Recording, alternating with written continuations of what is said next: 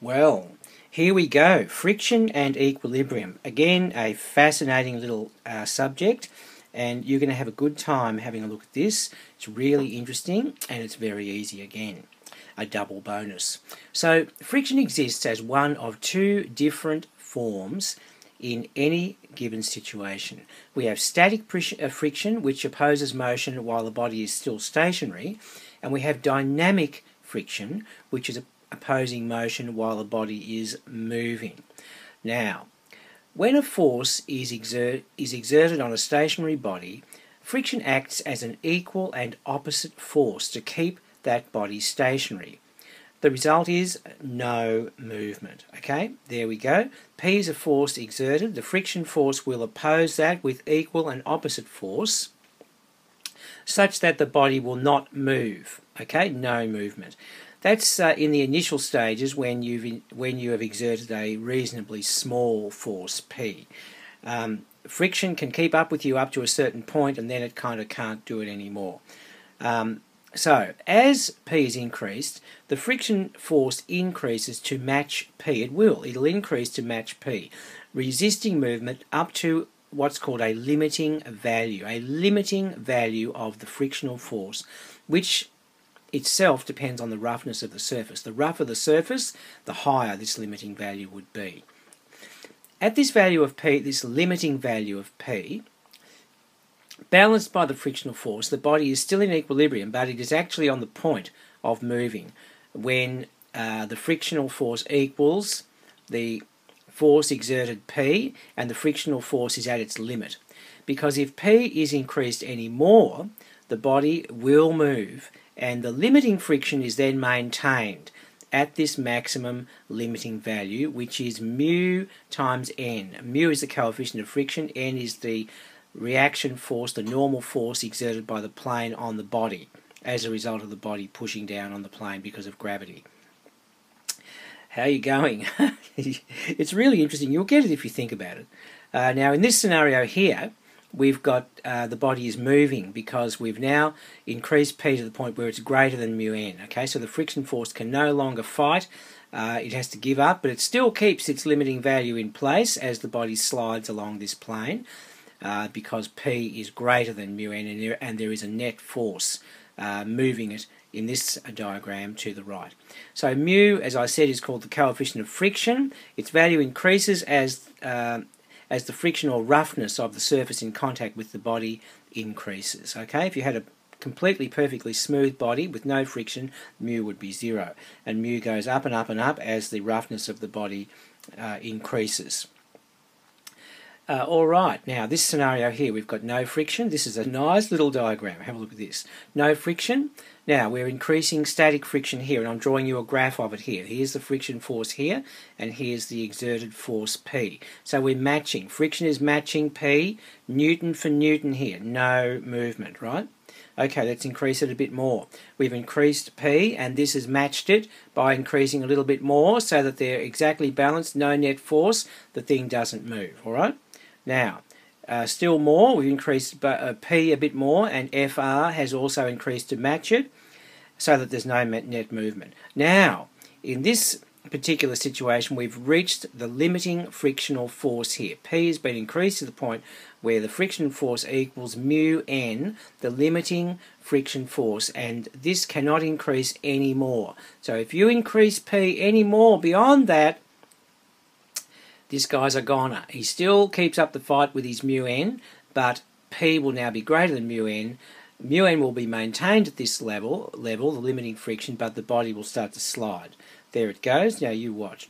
Isn't that nice? You see, that's what happens. So P will increase further, but mu n can't increase anymore. The frictional force is limited to this value, and you can increase P however much you like along here horizontally, but the body will then accelerate to the right along that plane with mu n trying to hold it back, but not being very successful. Do you understand? That's it. So you've got to remember, guys, that here's the summary. If P, the exerted force, is less than mu n, then the body is going to remain stationary, and the frictional force will just equal P. It will not be mu n. It doesn't need to pull out all its guns yet. It's just going to match P Newton for the time being, okay? So then if you get to the point where you're reaching the limiting, this here has reached the limiting friction, if P equals mu n, okay, then the body is stationary. It's on the point of moving, but it's still stationary, and Fr equals mu n, the limiting friction, right? But it can't, the friction can't increase anymore, so that then if P is further increased to the point where it's greater than mu n, then the body is moving, and Fr, the frictional force, equals mu n, which is the dynamic friction. Okay? Stationary, on the point of moving, moving. Okay? And this little graph here says it all. Okay, you like it? Yes, it deserves a box. Thank you, Mr. Box. Now, I think we better do some questions now, so we can get this firmly ensconced into our brains. It's very, very simple, but you've got to be careful. A lot of students just automatically assume that the frictional force will always be mu n. That's not the case at all. You've got to check what mu n is and compare that to the force, the external force being imposed on the body, trying to cause a motion. And if that force, call it P if you like, if that force is less than mu n, then the friction force has not reached its limiting frictional force yet and hasn't even reached mu n, okay? And the frictional force will just be P. This is a perfect example of that situation. So let's just have a look at it. A particle 1 kilogram is resting on a rough horizontal table. The coefficient of friction between the particle and the table is 0.3. In A today, we've got to find the friction force acting on the particle when the horizontal force of 2 newtons is applied to the particle in part A. In part B, we're increasing it to 5 newtons. And in part C, we're going to put another 1 kilogram particle on top of the first one. And a horizontal force of 5 newton is applied, and we've got to find the frictional force acting on the particle. How fascinating. Come on, we'll do a diagram, and we'll just sort ourselves out here. Now, in part A, this is our imposed force, and this is the friction force opposing its motion, because this is a rough surface, and the coefficient of friction is 0.3. Now, what we need to do, guys, is first of all work out what mu n would be for this situation, and compare it to this this force here, right? Let's do that, and I'll show you what I mean. Mu n is 0.3 times 1g, which should be 0.3 of 9.8, which works out to be 2.94 newtons. Now, how fascinating, because this little beastie here is 2 newtons, and that is less than what this guy has got up his sleeve, this limiting friction. So therefore, he doesn't need to play all these cards yet.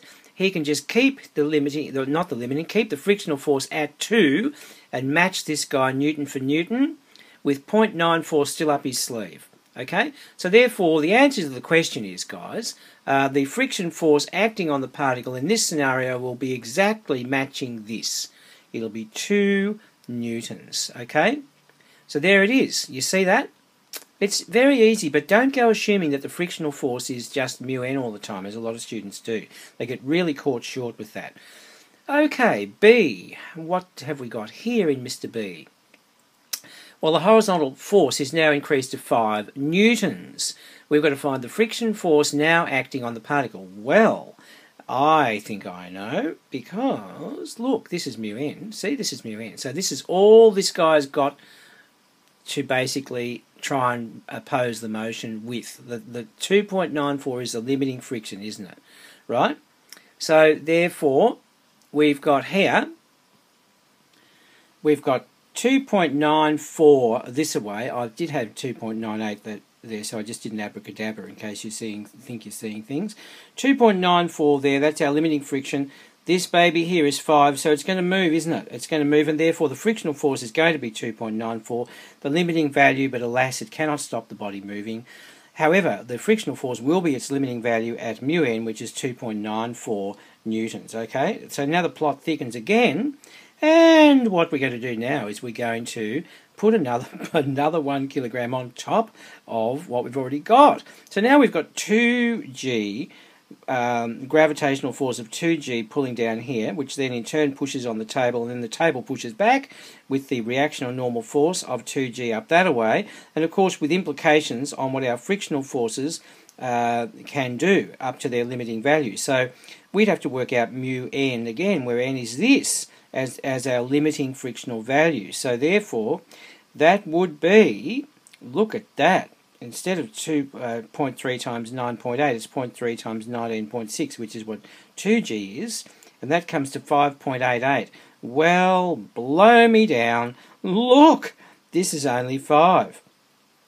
So this guy is less than what this frictional force now has in his force arsenal. Again, you see, it's less. So therefore, the friction is just biding his time, saying, okay, I'll see your 5, and we won't move anywhere, okay? So he puts a frictional force of 5 newtons out that way, and the body doesn't move, okay? Body doesn't move. Frictional force is 5 newtons, matching this guy Newton for Newton. So that's a very, very good example to illustrate the point, I think. Do you get it? It's very, very simple. Just think about it and you will get it, and you'll be an absolute master at these questions, okay? But don't fall for the trap of thinking that the friction is always mu n, because it's a common mistake, okay? Alright, let's move right on along here. We're having a marvellous time together. We've got a particle of mass 10 kilograms rest on a rough, that means friction, horizontal table. If the coefficient of friction between the particle and the table is 0.4, okay, find the greatest horizontal force that can be applied without causing the particle to move. Well, that's very easy. We've just got to come up with a bit of mu n there and we're done. So that's all right. So that's 0.4. This is 10g down here, 10g up that way. So 0.4 of 10g would be 4g, which would be our, wouldn't it? That would be our limiting friction. So therefore, yes, it would be 4g newtons. That's right. So that is the limiting friction. Therefore, this is the greatest horizontal force that can be applied without causing the particle to move. Because if you exert a force F of 4g newtons, it'll be on the point of moving, but not actually in motion. It'll be just on the point of moving, because you've got a completely balanced scenario of this matching that, and any more of this, it'll move. Okay, you get that? Very nice, isn't it? Now, what's this one? We've got a particle of mass 1 kilogram rests on a rough horizontal table. It is attached to a string, and a force P is applied along the string, which makes an angle of 45 degrees with the plane. Okay, one of those, an inclined string force. Ha-ha, we've seen them before. Find the largest value of P that can be applied before the particle moves. Yes, all right. The coefficient of friction between the particle and the table is 0.2. We assume the particle stays on the surface. Well, that's handy, isn't it? Very good. So there's our diagram. A picture's worth 1,000 words. Now, this is our P. That's our string. 45 degrees to the plane. All right. And the maximum value of P. So we've got to reach limiting friction here. So we better work out what mu n is, and that's going to be pretty easy. I think we've got to do two force balances here, a vertical one and a horizontal one, because this P is going to affect what the normal force is, because they're both this has got a component of up and a component of along the plane. Okay, it's a mixture, this one. So the particle is on the point of moving when we have limiting friction and the horizontally resolved force. The horizontally resolved forces of this one and, of course, this one, which is already horizontal, are equal. Okay, that's what we're saying. Now, we're on the point of moving, so the frictional force is going to be mu n. First of all, let's do a vertical force balance. Okay, so we're saying the ups equal the downs. So this is an up, this is an up. P sine 45 equals 1g, that's the down, okay? Because we're balanced and we're in equilibrium vertically, because we're supposed to assume the thing stays on the surface, which is very handy. So therefore we get that, okay? P sine 45 is 1 over root 2, so that gets us that equation. Now we'll do a horizontal one now. This is the horizontal one, okay? P cos 45 is the bit to the right of this resolved portion of this force P, and that equals mu n, and we know mu is 0.2, and we know n from before. That's what we get. N was this thing, wasn't it? You just rearrange that equation 1 a bit, you get that, and we'll plug that in into equation 2, and then P will be the only unknown, you see? And we can just work it out very, very simply. Yes? Just be careful of the algebra. Now, that's point 2 is 1 over 5, so we just made that a little bit friendlier by making it a fraction. So P over root 2 into 1 minus a fifth of it, 1 plus a fifth of it in fact, equals G over 5. Okay, now we can just solve it for P. Oh, what's all that? Oh yes, 6 over 5 times P over root 2, that's what that left-hand side is equal to. That equals G over 5. Yes, yes, and we're cancelling, aren't we? We're cancelling. And we get that. P is root 2 G over 6 newtons. Well, how fascinating is that? That is the largest force that you can impose at a 45-degree angle, which will cause the thing to be on the point of moving. Okay, guys? Okay, so how are you going? Are you getting a feel for it now? I hope you are. It's very, very simple stuff. Sometimes people that haven't done physics before find it a bit all too much, all this force stuff. But when you think about it, it just makes so much logical sense. It's really not a problem. You've just got to immerse yourself into the questions, do a few, and you'll just become an absolute ace at them, all right? So we've got one more for you up our sleeve. This is a particle of mass 4 kilograms, which is resting on a rough horizontal rough plane, not horizontal, a rough plane, inclined at an angle of 15 degrees to the horizontal. Find the minimum value of mu, the coefficient of friction that will prevent the particle from sliding down the plane. So, alright, let's go with this now. We've got that situation. My goodness, what a diagram. So, yes, we've got the forces parallel and the forces perpendicular. We've got a 15-degree angle here. Now, I've resolved this gravitational force with some of this and some of that. Okay, I'll put brackets around them so that it doesn't look like I'm trying to create extra forces, and I've made them a dotted line to emphasise the point. This is the force here. This is the gravitational force, this here, this 4G. But it's a good idea to resolve these perpendicular and parallel to the plane so we can do our force balances, because that's our frame of reference that we're using in inclined plane problems. Now, let's go for it, guys. The particle is in equilibrium, and it's on the point of sliding down the plane. So let's do a force balance perpendicular to the plane. So we know that M will be N will be 4G cos 15. This one, okay. The up equals the down, if you like.